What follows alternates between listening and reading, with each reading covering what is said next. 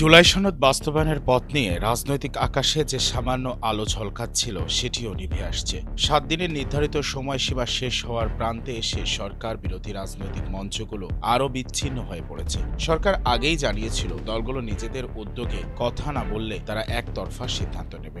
জামাত ইসলামী এ বিষয়ে আলোচনার উদ্যোগ নিলেও বিএনপি সাড়া দেয়নি। বিএনপির যুক্তি, আলোচনা আহ্বান চাই সরাসরি অন্তর্বর্তী সরকারের প্রধান উপদেষ্টার কাছ থেকে, কোনো রাজনৈতিক দলের মাধ্যমে নয়। ফলে বিরোধী শিবিরের ভেতরকার টানাপোড়েন আরও স্পষ্ট হচ্ছে।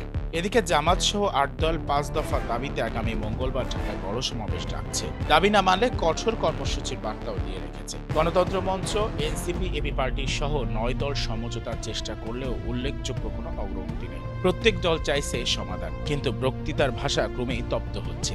বিএনপি জামাতের অবস্থান বিপরীত দিকে ছুটে যাচ্ছে। কেন সমঝোতার সেতু মাঝপথেই ভেঙে পড়েছে?